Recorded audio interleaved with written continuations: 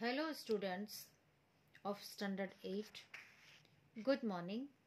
हिंदी भाषा कलश में आज मैं आप सबों को चैप्टर 13 शक्ति और क्षमा अर्थात भगवान राम जी की शक्ति पूजा के बारे में समझाऊंगी। बच्चों, हमारा देश भारत ने विश्व को सत्य, अहिंसा, करुणा जैसे शाश्वत मूल्यों का पाठ पढ़ाया है। यही कारण है कि अनेकता में एकता यहाँ की प्रमुख विशेषता है। अतः मानवीय मूल्यों का पालन और संरक्षण हमारी मर्यादा होनी चाहिए। विनम्रता हमारा आभूषण एवं दूसरों की रक्षा करना हमारा परम कर्तव्य होनी चाहिए। इन गुणों से संपन्न होने पर भी हमें इस बात का ध्यान रखना चाहिए कि जब हमारा सामना किसी बुरे स्वभाव के व्यक्ति से होता है तो वहाँ हमारी शक्ति का होना आवश्यक है। इस कविता में भी कवि रामधारी सिंह दिनकर हमें यह समझाना चाहते हैं कि क्षमा करना भी उसी को शोभा देता है जिसके पास अपनी शक्ति होती है। तो चलिए बच्चों, हम इस कविता की ओर आगे बढ़ते हैं जहां लिखा है शक्ति और क्षमा के बारे में। क्षमा दया तप त्याग मनोबल सबका लिया सहारा, पर नर ब्याग सुयोधन तुमसे कहो कहाँ कब हारा। क्षमाशील हो रिपु समक्ष तुम हुए विनीत जितना ही, दुष्ट कौरवों ने तुमको कायर समझा उतना ही।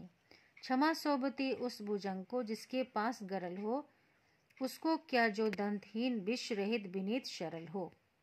प्रस्तुत इन पंक्तियों में कवि रामधारी सिंह दिनकर हमें समझाते हैं कि शक्ति और क्षमा शीर्षक के अंतर्गत ये पंक्तियां रामधारी सिंह दिनकर द्वारा लिखित रचना कुरुक्षेत्र के से संकलित है।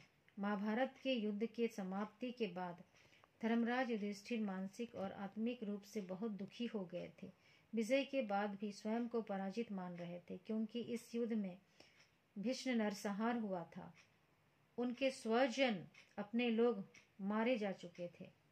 भीष्म पितामह सरसया पर लेटे थे।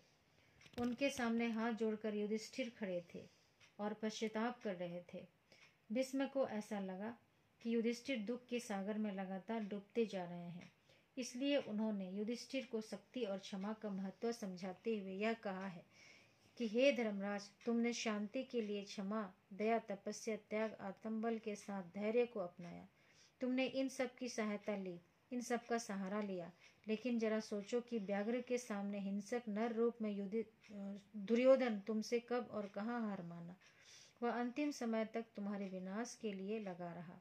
ऐसे शत्रु को तुमने जितना अधिक माफ किया, क्षमा किया और उसके सामने जितना झुके, उस दुष्ट प्रवृत्ति वाले कौरवों ने तुम्हें उतना ही अधिक डरपोक या कायर समझा।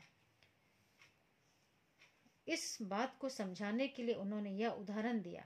उदाहरण देते हुए यह समझाया कि क्षमा तो उसी को शोभा देती है जो सर्प की तरह जहरीला अर्थात दूसरों की हानि पहुंचा सकता है, लेकिन जो आपकी तरह सरल हो, विनम्र हो, वह उसकी क्षमाशीलता की शक्ति को सरलता से नहीं मान सकता है, नहीं समझ पाता है।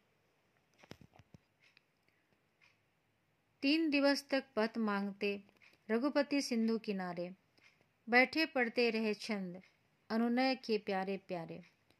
उत्तर में जब एक नाद भी उठा नहीं सागर से, उठी अधीर धधक पौरुष से, आग राम के सर से। सिंधु दे धर त्राही त्राही, करता आ गिरा शरण में, चरण पूज दास्ता ग्रहण की, बंधा मूड बंधन में।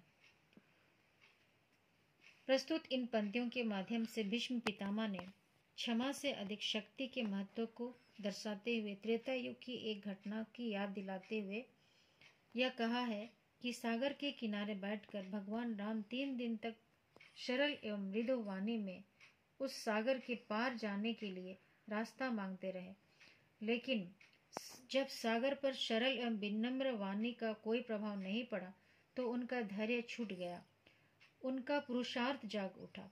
ऐसा लगा मानो भगवान राम के बाण से आग का प्राकट्य हो जाएगा।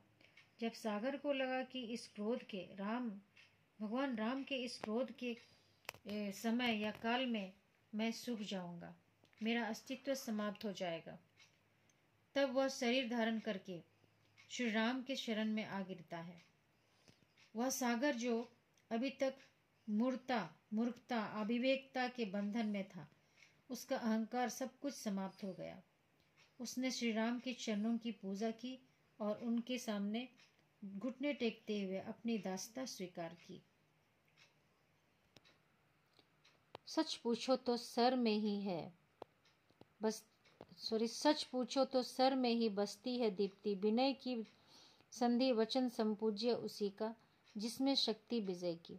सहनशीलता क्षमा दया को तभी पूछता जग है।